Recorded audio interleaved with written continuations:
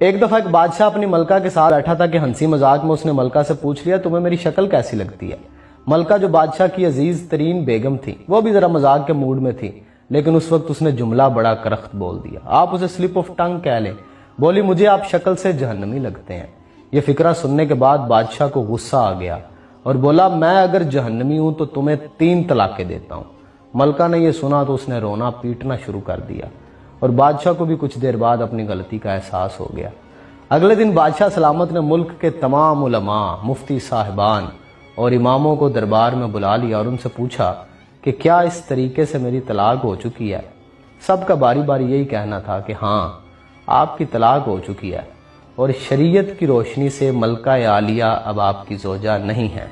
اس محفل میں ایک نوجوان مفتی بھی موجود تھے۔ وہ ایک طرف ہو کے بالکل خاموش بیٹھے رہے۔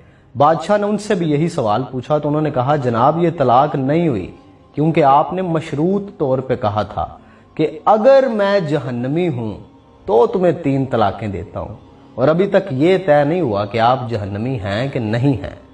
آپ کو اگر کوئی شخص جنتی ہونے کی ضمانت دے دے تو پھر آپ کی طلاق نہیں ہوگی۔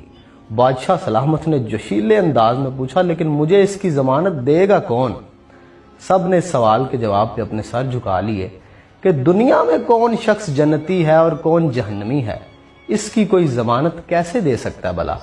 نوجوان نے جب تمام علماء کو خاموش دیکھا تو وہ بادشاہ سلامت سے مخاطب ہوا، بادشاہ سلامت میں آپ کو یہ گارنٹی دے سکتا ہوں لیکن اس کے لیے آپ سے ایک سوال پوچھوں گا، اگر آپ کا جواب ہاں ہوا تو میں یہ آپ کو ضمانت دے دوں گا۔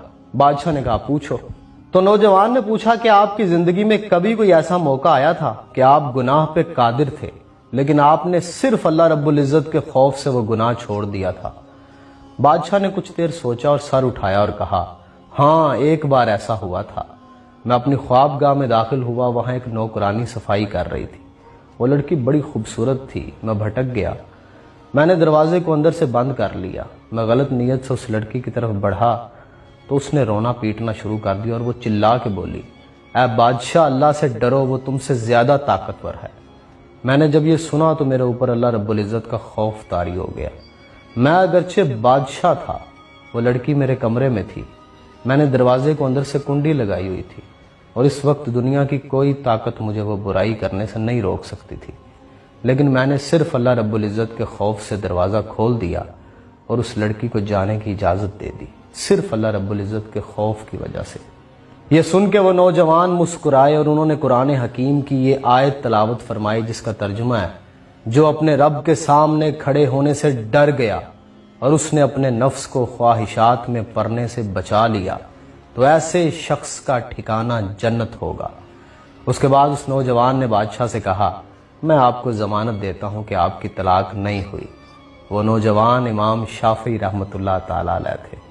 انسان شاید پوری زندگی پرفیکشن کے ساتھ پرفارم نہیں کر سکتا، گناہ و ثواب کے نسیان میں الجھا ہوتا ہے، جبلتوں کی کشمکش میں الجھا ہوتا ہے، لیکن پھر بھی کوئی ایک لمحہ تو ایسا ہونا چاہیے جب اسے لگے کہ گناہ پہ پوری قدرت ہے، پوری طاقت رکھتا ہے، لیکن صرف اللہ رب العزت کی ذات کی وجہ سے اس وقت گناہ نہ کرے۔ شاید اللہ رب العزت کی ذات مہربانی کرے اور اس لمحے کو ہماری نجات کا ذریعہ بنا دے۔ اللہ کے سامنے کھڑے ہونے سے زندگی میں کوئی ایک دفعہ تو ڈر جائے بندہ۔